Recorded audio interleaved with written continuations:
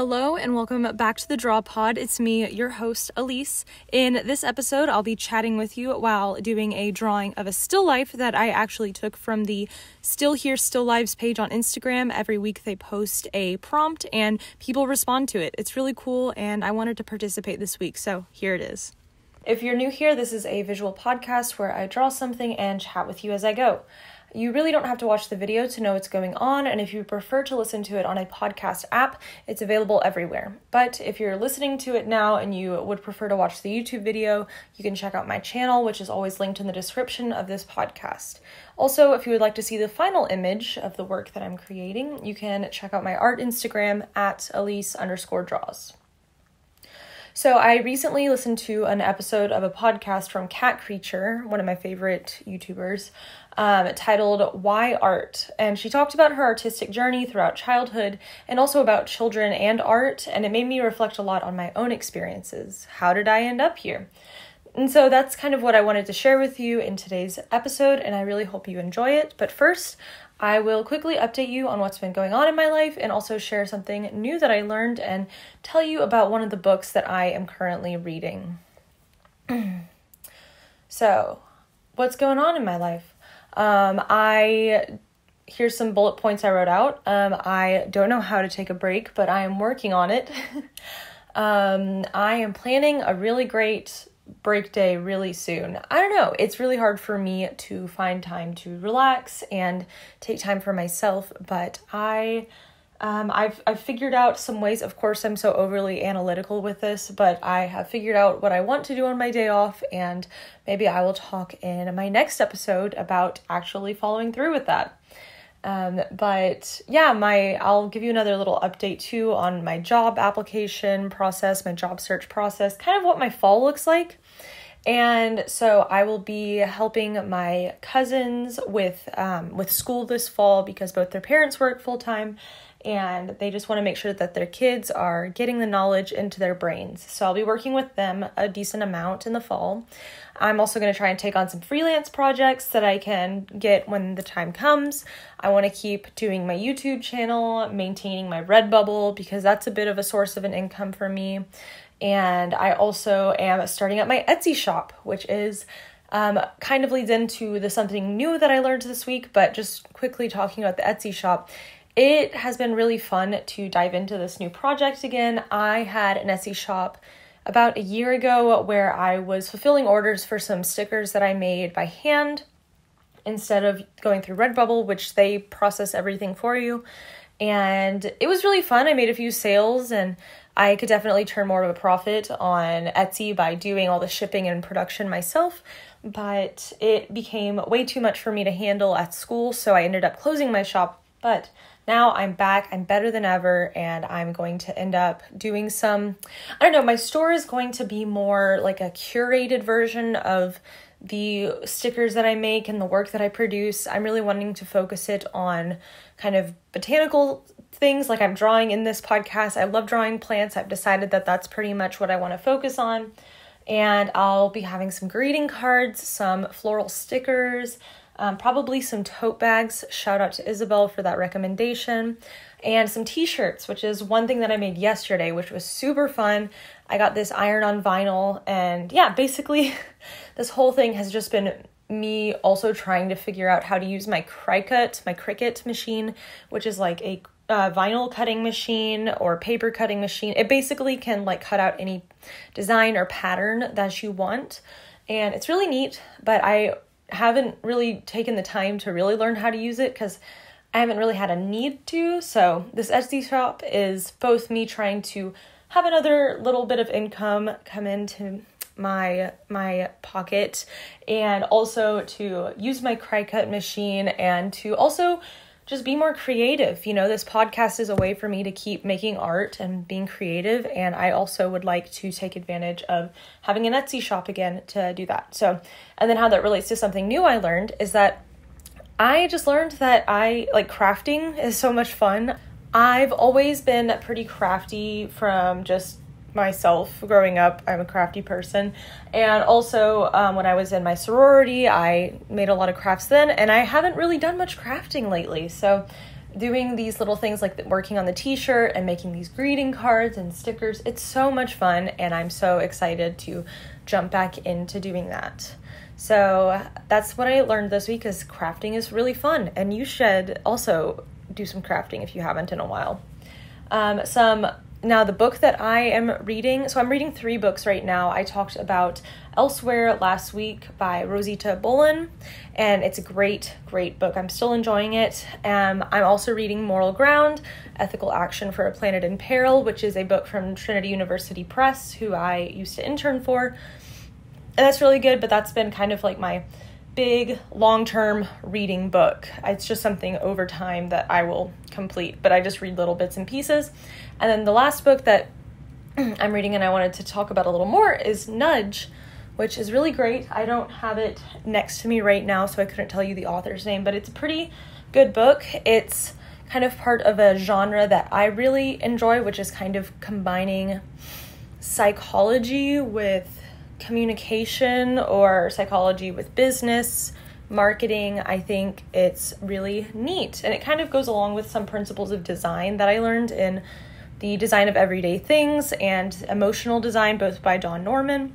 So yeah, that's what I'm reading right now, and it's a wide variety of stuff, but I'm enjoying reading 3 books at a time. I think that works well for me, so I can pick which book fits my mood best. And my path, my why art.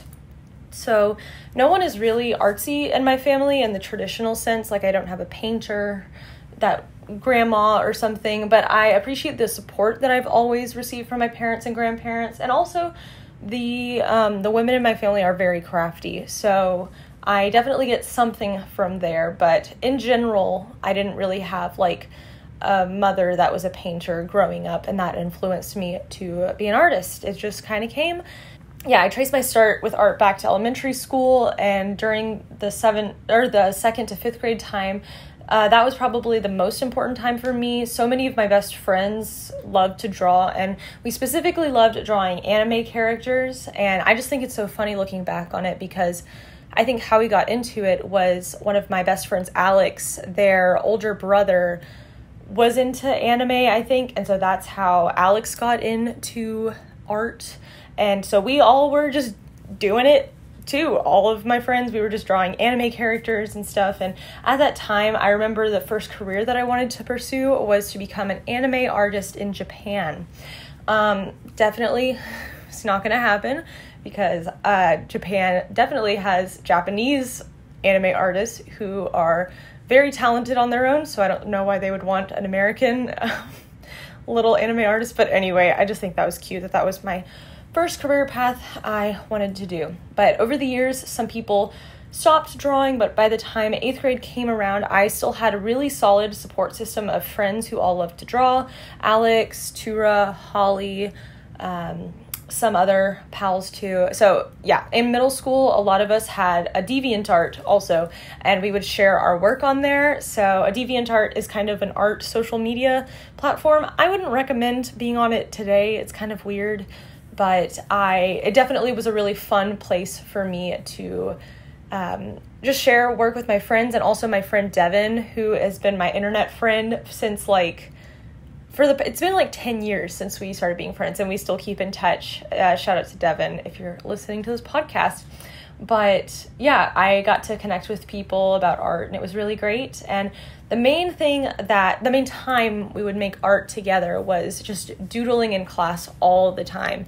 And yeah, that's where most of my art making happened back then, and it's where most of my art making happened in middle school and high school and college, and except for, when I majored in art, but we'll get there. But yeah, doodling has always been really important for me. It helps me listen. I think I have ADHD, and it's hard for me to focus a lot of the time, and I discovered that kind of my compulsion to make art and doodle during class was probably a way for me to focus on what was being said. I can't really explain it, but it helps me focus whenever I'm drawing or kind of fiddling with something else whenever I am listening to someone. But unfortunately, one particular teacher who I had every year of middle school would always yell at me for drawing in class, and it became even weirder later on in middle school.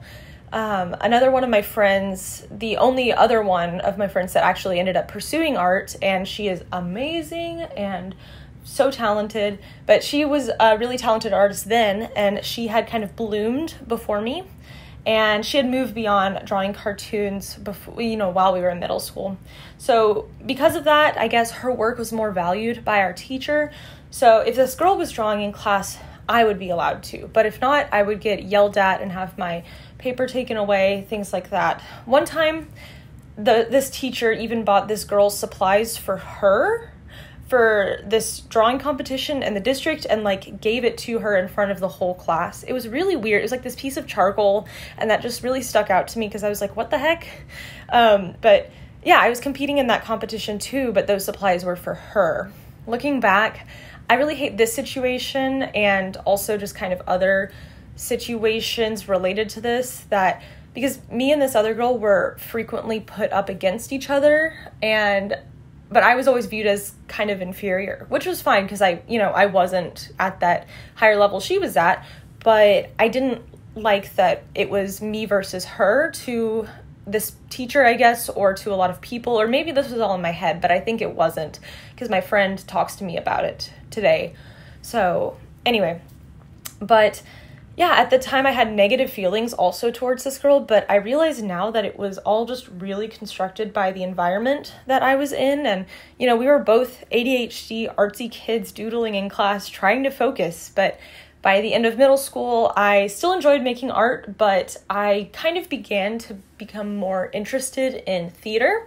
And my career plans, just giving you another update, my career plans at this point were becoming an animator at Pixar or a marine biologist, because of course they were. Everyone, I feel like if you were an artist or just like any kid, you wanted to either be an animator or a marine biologist. That's just how things go. My freshman year of high school turned out to be one of my bloom years as an artist. I had a few of these. But I did not participate in theater freshman year. As I mentioned, I was really interested in theater, but that was because I had a really hard first semester. I got mono, and that took me out of playing volleyball and set me back in school, and that's whenever I was actually diagnosed with ADHD, so it was just a kind of hard time, so I couldn't even think about doing theater. And then also soccer took over my second semester, so I couldn't do the musical. But this year I picked up a lot of drawing skills and put more energy into art. I had a really wonderful teacher, Miss Cami Land. She is still one of the people that I just look back on and I think so highly of. I think she's so amazing, and I'm so thankful to have had her in my life. She was just one of the very formative art teachers for me. But yeah, of course, I continue to doodle constantly, just kind of in class, not in art classes, just everywhere. And what was good is that in high school, teachers realized, I guess, or they just didn't think it was inappropriate to draw during class. Maybe it was just that one teacher who was awful, but no one picked on me anymore, so that was good. I still enjoyed drawing cartoons, but whenever I heard my art teacher say this one phrase, which I'm about to share with you, a switch went off in my head. So she said, "Draw what you see, not what you know." And somehow just something changed in me, and I was suddenly able to understand how to see and render objects more effectively. But yeah, this phrase kind of means to draw what you see, not what you know. You might know what a plant should look like, what a sunflower is supposed to look like from a cartoon of it. But in reality, whenever you're trying to work on a still life that has a sunflower in it, you will really come to realize that you need to let yourself go from what you know is to be a sunflower, where the petals you think are supposed to be, and just draw actually what you see and kind of detach yourself. So that was really important advice for me. By the end of my freshman year, I still thought I was maybe wanting to be some kind of scientist, but with my poor performance in Bio 1, I wasn't totally sure. So I guess at that point I was just kind of floating along. I still had the animator idea in my head. I wasn't really thinking about college quite yet, just kind of chilling. So the rest of high school was really fun for me, and I took art classes every year. I didn't have the same strong art community that I needed, but I did have a very strong theater community. And I would say that my experience doing theater really defined high school for me, and it definitely made me into the person I am today. And I wouldn't have had it any other way, but I do wish I was able to spend more time doing art. But I had a lot of other obligations like soccer and theater and, eventually like getting ready for college. And I just prioritized socializing a lot, which is crazy.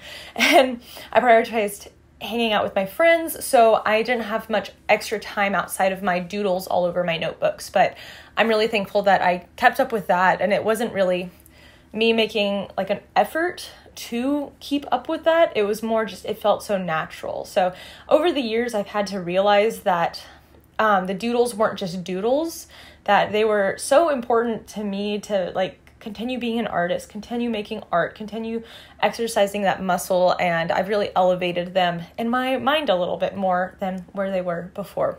By senior year, I had decided that I was at least pretty good at two things: art and Spanish. And I also wasn't too bad of a writer, but to me that seemed like the path to go on. So I ended up choosing Trinity University, even though it was not an art school and it's not particularly known for its art program, but I liked it because I could study my multiple interests easily, and I liked the cost of it for me with my scholarship and its distance from my home. I ended up receiving a BA in art communication and Spanish. I decided to add on the communication degree to my art and Spanish to learn ways to make my art and Spanish degrees marketable and kind of gain some good skills that I could use within the context of art and Spanish. And that's kind of how I got into graphic design. But now just a quick bit about my time at Trinity and college. In my freshman year at Trinity, I had another bloom. Like I mentioned, I had my freshman year of high school, and my drawing skills dramatically improved in one semester. I had a wonderful drawing one professor who really just pushed me kind of in a way that I was pushed my freshman year of high school, so I'm really thankful for that. But yeah, throughout college, again, surprise, surprise, I continue to doodle all over my notes, and I'm glad I never tried to stop this at all, really, in my years of school. I continued to learn and practice drawing skills until my junior year happened, and then I finally returned to something I had truly lost: an art community. The other students in the year above and below me were and are so important to me and my work. Especially in my senior year, I felt so incredibly lucky to have such a positive, loving, encouraging studio environment. And yeah, that was just so, so important to me to finally feel like I had this positive community, and I made some of my favorite art during this time period. I definitely am so thankful for this experience, and I'm glad I went. The only thing I would change about my college experience, which I don't have much power over, and I don't even know if back then I would have had much power over, but the thing I would change is depth.